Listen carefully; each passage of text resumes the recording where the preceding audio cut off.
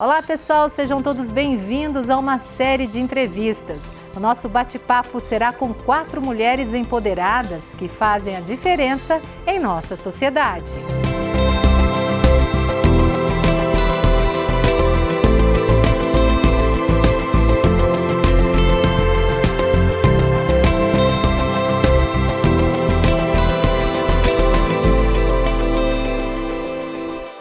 Eu sou a Maria Raimunda da Silva de Souza, trabalhei 46 anos na educação, atuando da educação infantil até o ensino superior e natural de Ouro Preto. Quase 50 anos atuando na educação aqui em Poços de Caldas. Maria Raimunda, quais foram os cargos que você ocupou neste setor? Então, primeiramente eu fui professora de canto orfeônico na escola Francisco Escobar, Grupo Escolar Francisco Escobar. De lá eu fiz a faculdade e fui convidada pelo saudoso professor Araújo para integrar a equipe de supervisão da Delegacia Regional de Ensino. Cumpri o meu tempo na rede estadual, aposentei-me e resolvi fazer concurso para a rede municipal. Fiz o concurso para supervisão, fui aprovada, pensando que eu iria atuar na zona rural, porque a condução da Secretaria de Educação passava na porta da minha casa para ir para a escola Rafael Sanches. Então era minha intenção trabalhar com a supervisão lá. Mas de repente eu fui convidada também para ir para a Secretaria de Educação e lá atuei com vários secretários na equipe de supervisão, com a chefia da supervisão da Secretaria, com o professor Araújo, com a Maria Helena Braga, com o professor Marcos Bertozzi, com o professor Rovilson Molina. E na época do professor Rovilson Molina, chegou para Poços de Caldas a UENG.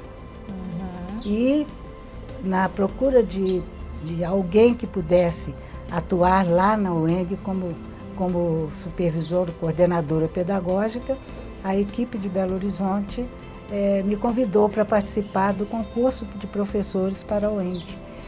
E eu não sabia que eu também estava sendo avaliada. No final da atividade, o professor Cosme chamou o Rovilson e falou: olha, a Raimunda tem todos os quesitos para ser a coordenadora pedagógica da UENG aqui. Aí assumi lá todo o período. E de lá fui convidada pelo Dr. Sebastião para assumir a pasta da Secretaria de Educação de Poços de Caldas. E aí eu encerrei as minhas atividades educacionais.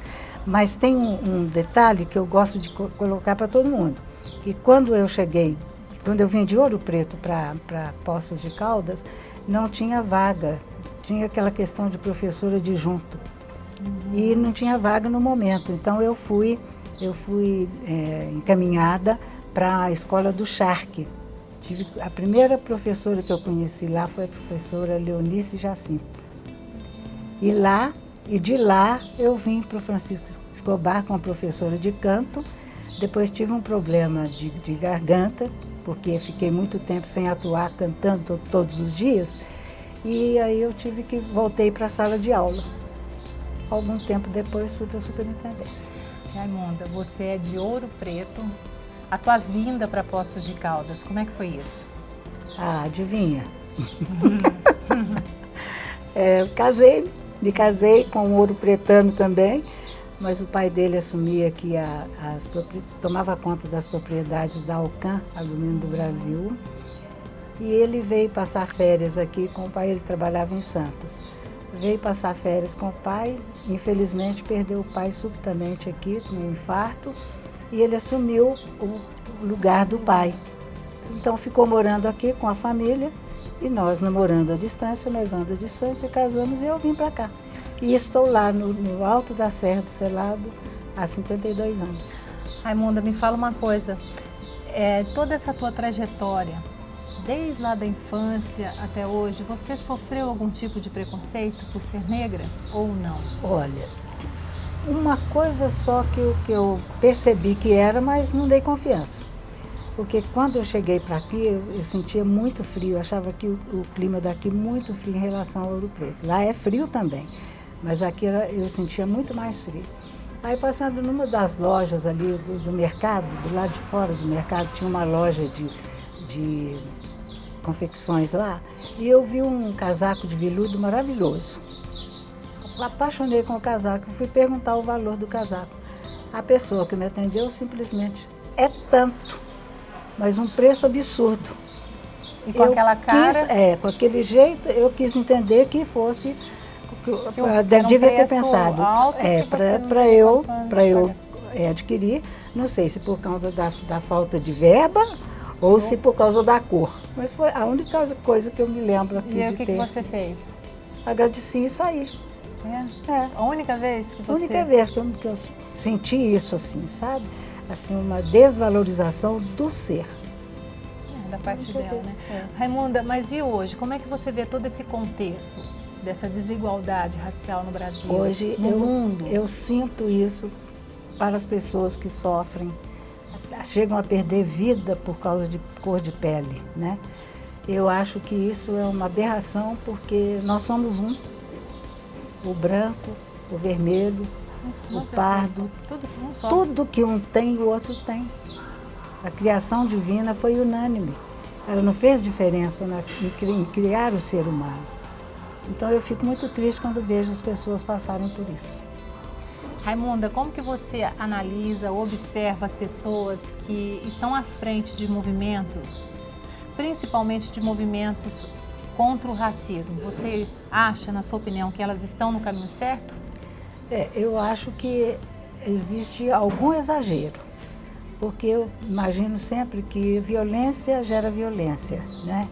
E se tem tanta forma da gente resolver os problemas sem atacar, que de repente seria um caminho para resolver as situações, né? Então, sem violência. Sem tudo violência, no diálogo, tudo na conversa. No diálogo, tudo na conversa e principalmente no respeito. Foi assim que você conseguiu chegar onde você chegou, né, Raimunda? Eu creio que sim, porque eu nunca desrespeitei ninguém, nem os próprios alunos, sabe? Sempre com um tom de voz, né? Linear, tranquilo. Assim, eu acho que tem que ser assim para a gente conseguir as coisas, sabe? E você viu que eu consegui te laçar. Gente, ela não gosta de câmeras, ela não gosta de dar entrevista, mas ela está aqui hoje passando um pouquinho desse conhecimento para a gente. Eu fiquei muito feliz. Que história maravilhosa que você tem, que vai, né, com certeza compartilhar e que você é referência para muita gente. Vocês nem têm noção disso, mas com certeza vocês são referência na nossa sociedade. Obrigada, né? Eu agradeço muito a Deus, porque tudo que eu faço eu peço a luz do Divino Espírito Santo para me iluminar. Eu sempre brinco, né? Que quando eu crescer, eu quero ser a Maria Raimunda. Então, quando eu entrava, né, nos ambientes de trabalho, eu fazia a minha oração individual, né? E silenciosa. Deus esteja aqui e permaneça conosco. Nunca sempre só comigo. No coletivo. Conosco. E eu não posso me queixar, viu? Graças a Deus. Só dizer graças a Deus.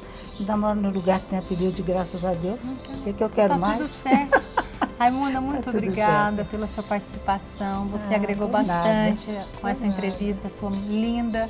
Obrigada. Pena que o nosso tempo é pouco, mas não vai faltar oportunidade, viu? Muito obrigada. Eu agradeço também essa deferência, viu? Oi, pessoal. Eu sou Nancy, professora Nancy de Moraes.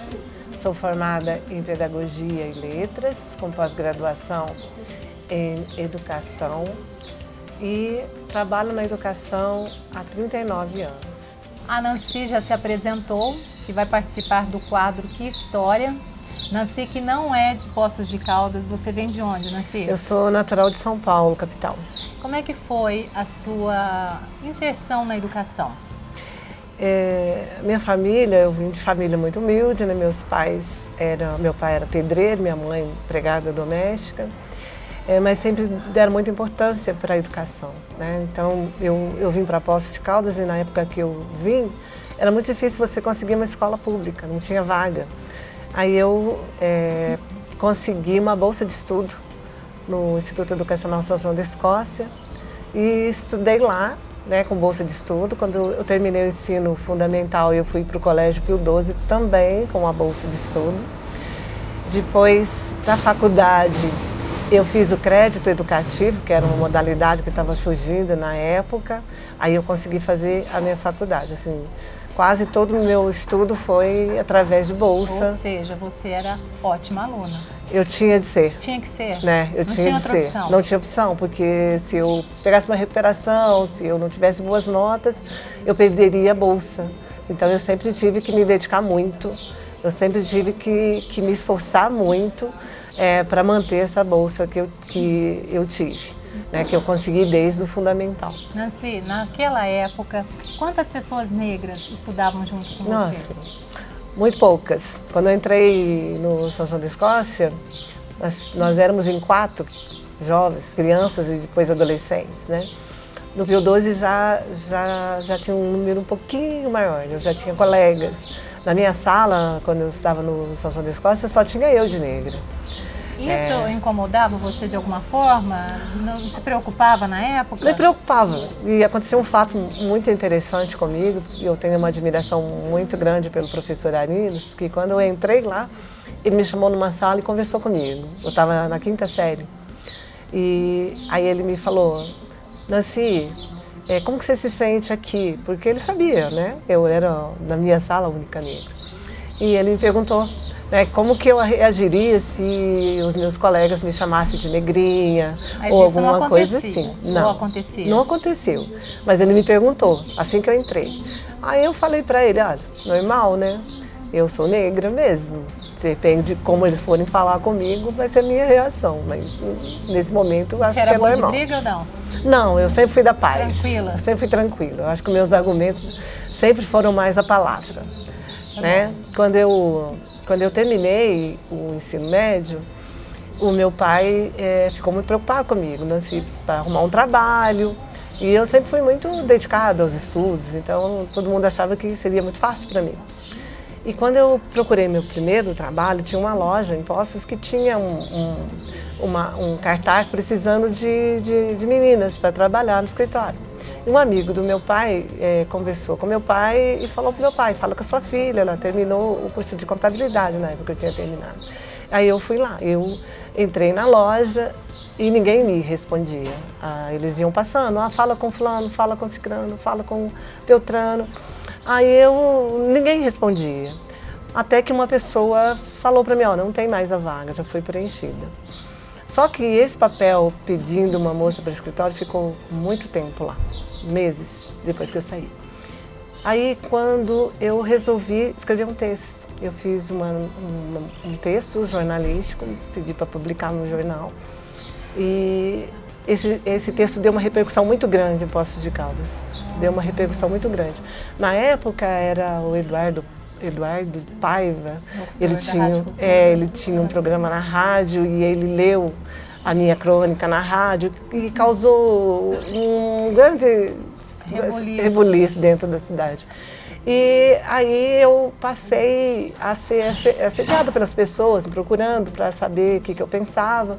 E um amigo, uma pessoa que foi muito importante na minha vida, o seu Mário Costa, que era presidente do Chico Rei na época, mas para mim ele era simplesmente o pai de uma das melhores amigas que eu tinha na época, a Laura Jane. E ele me procurou, conversou comigo e a partir daí eu comecei a conhecer a minha história, a história do negro. Porque só o conhecimento te liberta, né? Foi através do conhecimento, da cultura negra, de saber quem eu era dentro desse universo, foi que eu me engajei nos movimentos negros, eu comecei a participar de encontros negros que aconteciam há muito, né? Em muitas cidades, que era o Feconezu, que era um encontro que comemorava o Zumbi, e foi aí que eu comecei a me conhecer como negra. Se posicionar também, né? Conheci minha história, conheci minha raça, porque eu não percebia isso. Como eu tinha passado a minha vida todas, né, o meu tempo de escola dentro de uma escola branca, né, que era o Instituto Educacional João da Escócia, elite, né, na época principalmente, e eu não me percebia. O que acontecia? Eu me esforçava muito, eu era uma das melhores alunas da minha sala, então eu tinha muitos amigos, principalmente que precisavam de mim, uma colinha na escola, então eu não tinha me percebido. O meu pai sempre dizia para mim, a hora que você vai crescer, a hora que você ficar adulta, você vai perceber que teu pai está falando. Meu pai sempre me dava uns toques de que existia umas diferenças que eu iria perceber só depois. Foi aí que eu percebi. Aí foi através da educação.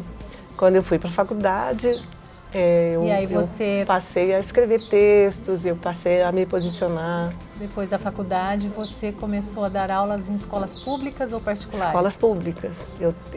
Meu primeiro emprego... Porque você vem de uma formação... De rede particular. De rede particular. E aí você vem para um outro mundo, para um outro universo. Exatamente. Que aí você começa a olhar, ter um olhar diferenciado de tudo aquilo que você vivenciou. Te chocou bastante? Porque há uma diferença, a gente não pode negar que há uma diferença no ensino da rede particular. Há uma diferença e ao mesmo tempo que era diferente para mim, era igual para mim.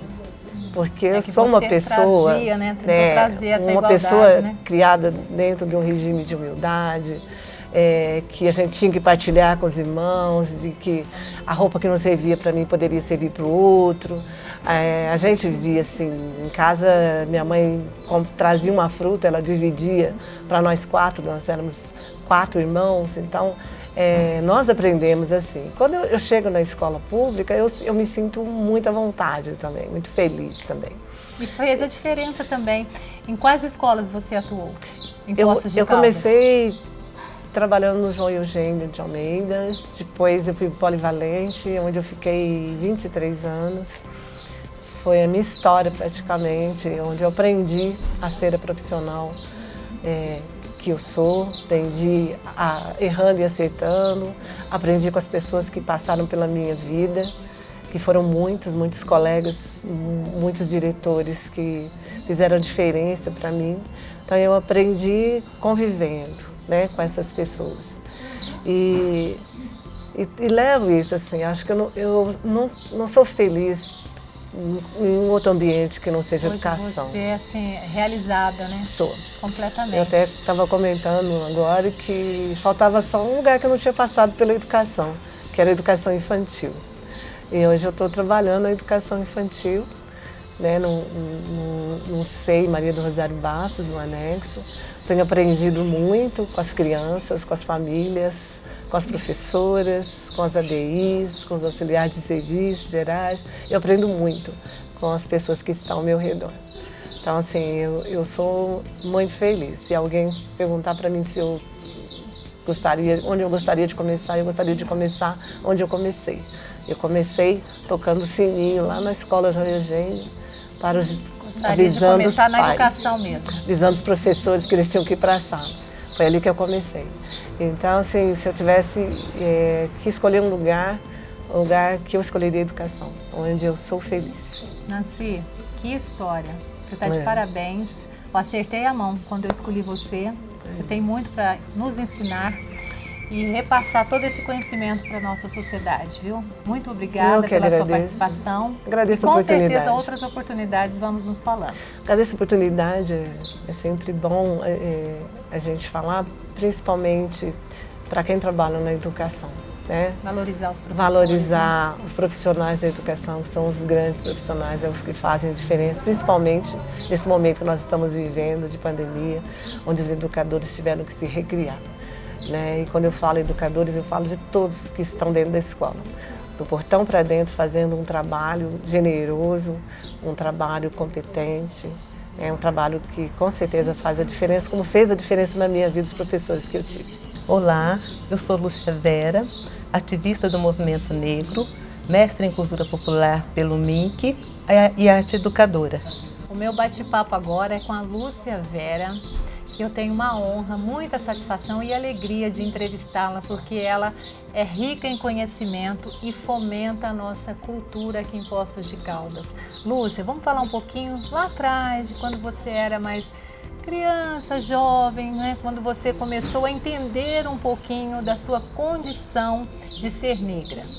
Fala pra gente. Então, eu venho, né, de uma família simples, de uma família de pessoas que, né, na verdade, não tiveram estudo. Meu pai era pedreiro e minha mãe dona de casa, mas eles fizeram questão que eu e meu irmão estudássemos.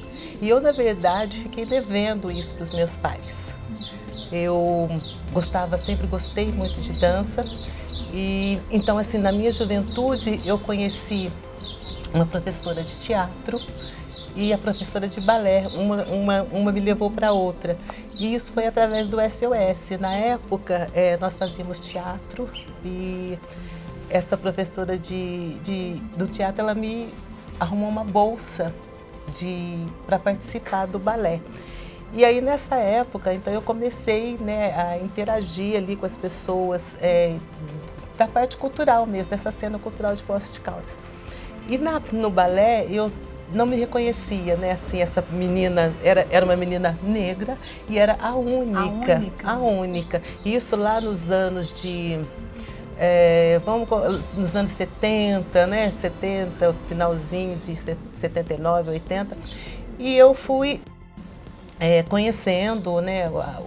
Trabalhando ali com a professora o balé clássico, mas eu acho que por ela perceber, né, a Lúcia, a única menina negra, mas eu não tinha, eu não me sentia diferente das outras meninas, até porque eu acho que em 1970, nos anos 70, nós não falávamos muito sobre racismo, sobre preconceito, né? As coisas aconteciam mais veladamente, então eu não tinha esse problema, então eu não vivenciava isso. E ela fazia questão de me colocar sempre para fazer uma dança, uma participação com uma dança afro, ali dentro daquele estilo clássico. Então, olha a importância do educador nesse contexto todo, né?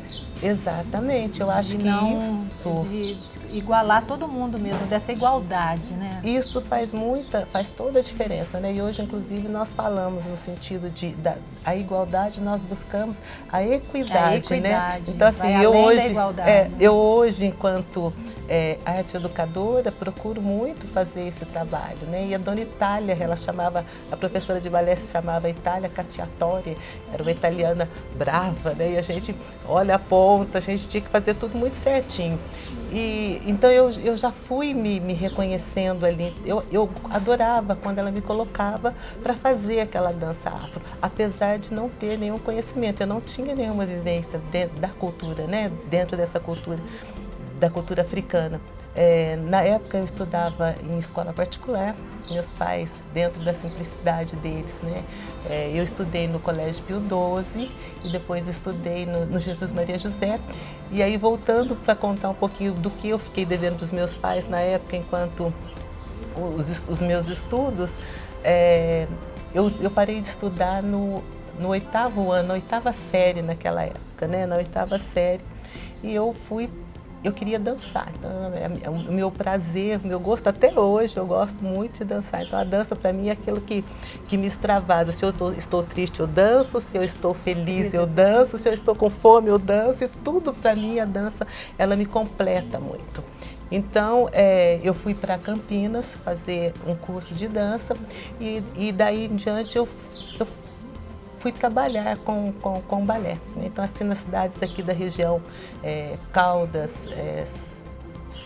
Andradas, Cabo Verde, essas cidadezinhas aqui da região, todas eu fui professora de balé, né, nessa época. Então, eu gostava muito disso. Então, isso para mim foi muito gratificante quando eu recordo essa minha história lá atrás. E quando foi o momento que você virou uma ativista do movimento negro?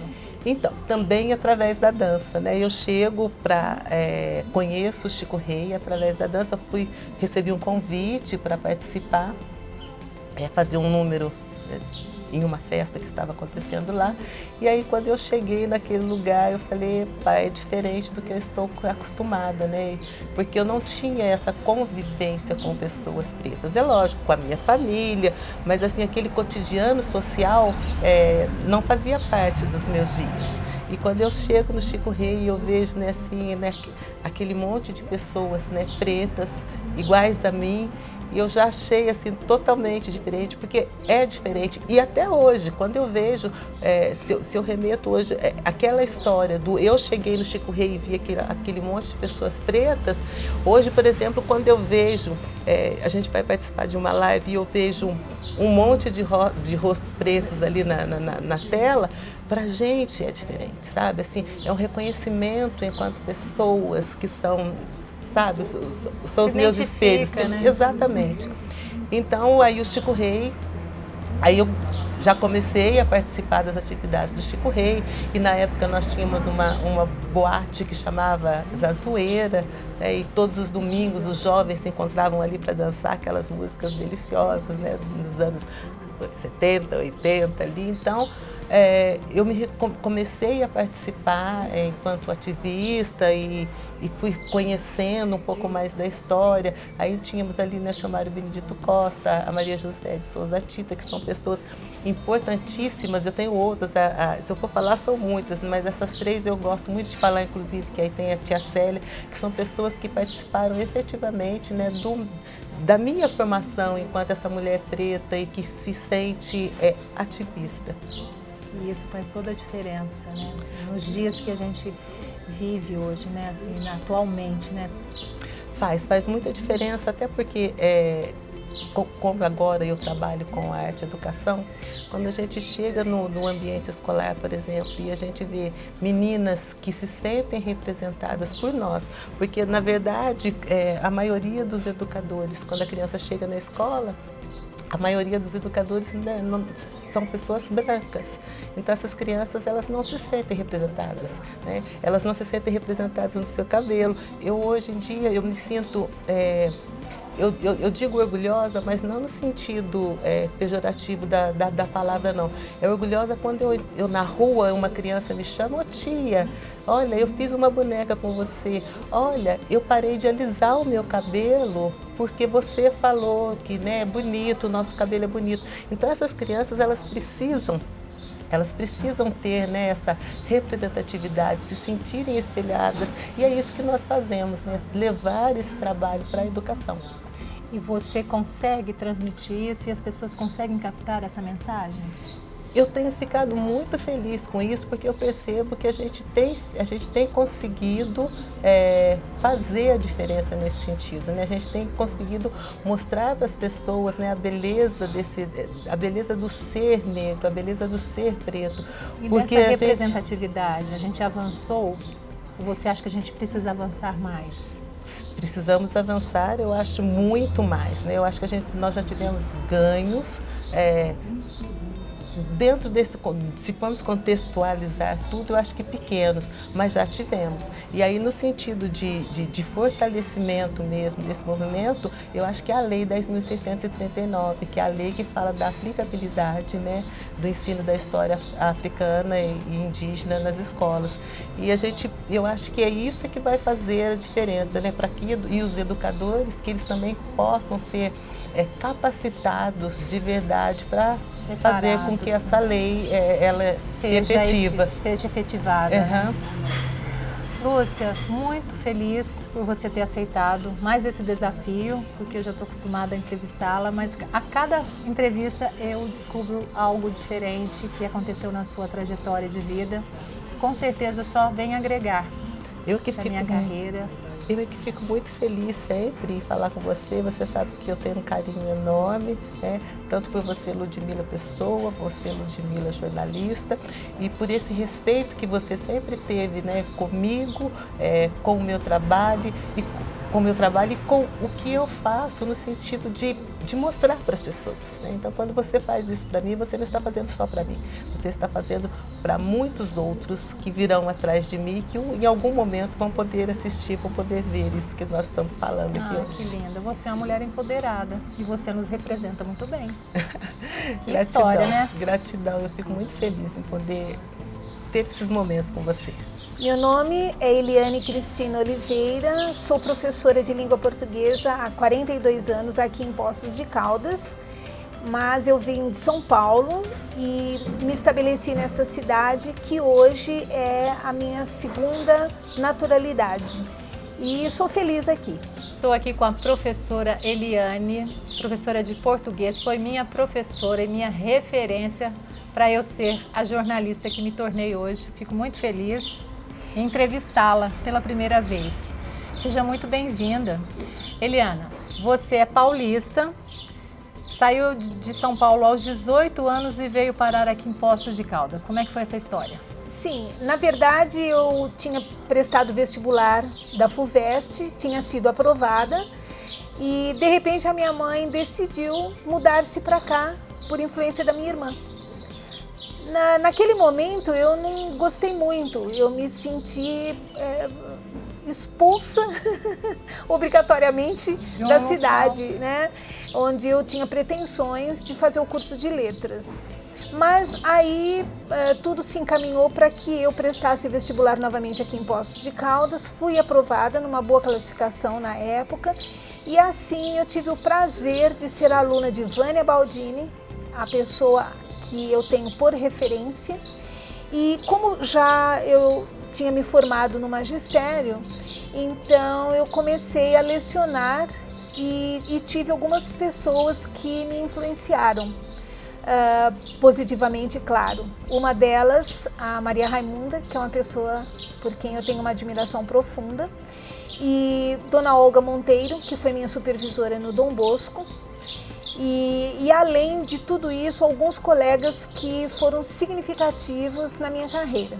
E a gente falando disso, tanto que é importante o papel do professor na formação do indivíduo, não é mesmo? Sim, o professor ele tem que ser um orientador e um estimulador. Talvez seja por isso que hoje você seja uma grande jornalista. Eu que diga, né? E tenha sentido prazer em falar, escrever, ler. Então essa é a minha tarefa, sempre foi e espero que eu ainda consiga. Desmistificar, né? Porque a língua portuguesa ela nos assusta bastante. Sim, ela é muito complexa. Nós temos muitas regras, mas elas não são de modo que nos deixe apavorados. Ela precisa ser trabalhada. Mas deixa, dependendo do professor, né? Do professor que a gente pegue. Sim, né? É que muitas vezes alguns conteúdos serviram de punição, como a bendita análise sintática, que é uma maravilha. Quando o aluno descobre a importância dela na fala e na escrita, ele se delicia.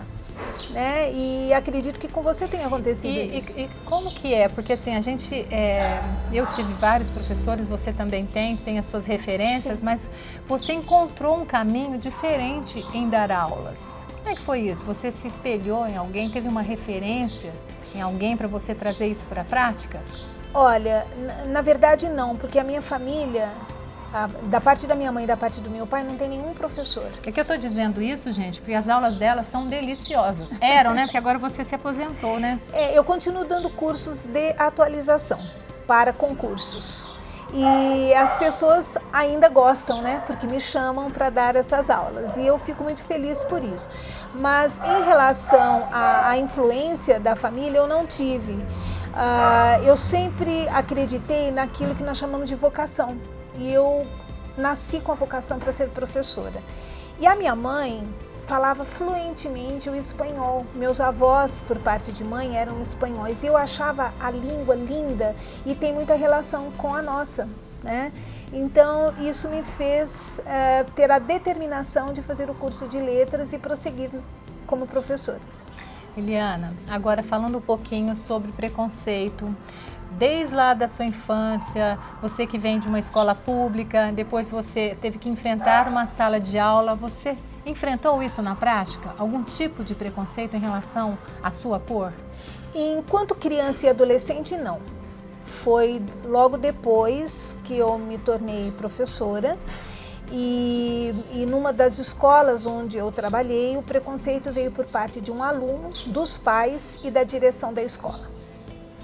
Então, mas eu venci esse combate. Isso aqui em Poços de Caldas? Aqui em Poços de Caldas, e não muito tempo atrás. Tem recente. cerca de uns 6, 7 anos mais ou menos, né?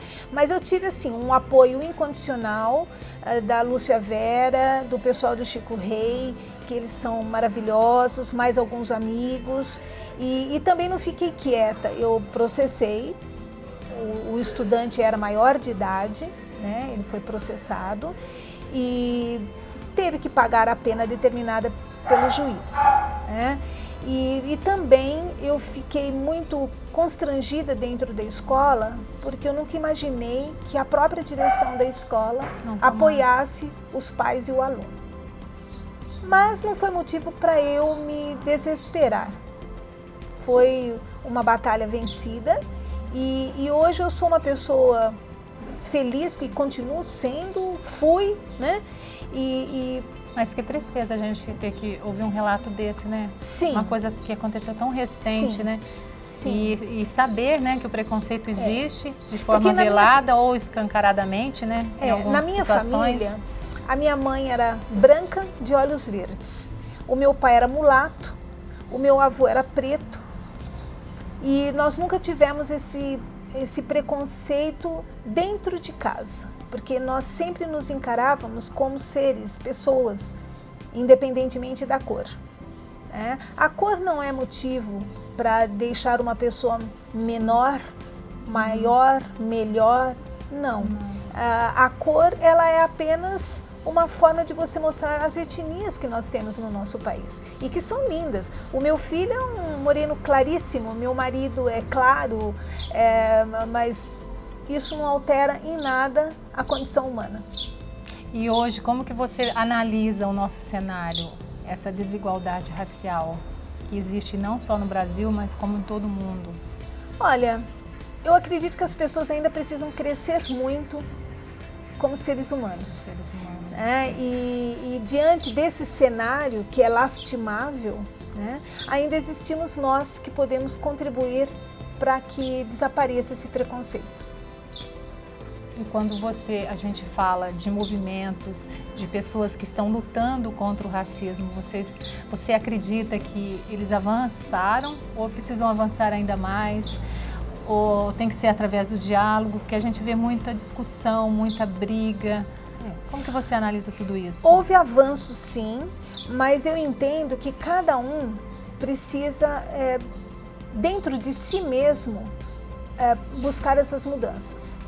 Tá? Eu não vejo que só através desses projetos, através dessas campanhas, que isso vai se resolver. E é uma questão de valorizar o ser humano enquanto ele está aqui com as suas potencialidades, porque cada um, seja ele branco, seja ele de pele amarela, seja ele negro, ele tem culturas a serem valorizadas. Então, é um cenário triste? Sim. Mas podemos melhorar? Sim. Mas começa em cada um. E a escola também tem um papel fundamental nisso, né? Em todo esse contexto, não é mesmo? Sim. Eu sempre tratei os meus alunos com igualdade. Para mim, não existia o aluno rico, o pobre, o branco, o preto, o vermelho, o amarelo. Para mim, são seres com potencialidades a serem desenvolvidas e se tornarem grandes profissionais. É isso que importa para mim. Com a participação da professora Eliana, que é uma querida, que foi a minha referência e continua sendo. Sempre quando eu falo de professora de português, eu lembro com muito carinho da Eliana, que fez uma grande diferença na minha vida, para a minha formação acadêmica. Fiquei muito feliz. Você encerra essa série de entrevistas com mulheres negras que representam muito a nossa sociedade. Fiquei muito feliz da sua participação, de você ter aceitado o nosso convite, viu? Eu que agradeço e eu sempre tenho um carinho muito especial por todos os meus ex-alunos, tanto é que no Facebook eu venho sempre colocando algumas mensagens me referindo a vocês, né? E certamente vocês embelezam a minha vida. E agradeço e muito obrigada. Eu que agradeço, viu? Muito obrigada e até a próxima. E vai ser a primeira de muitas entrevistas, se Deus quiser. Estarei à disposição.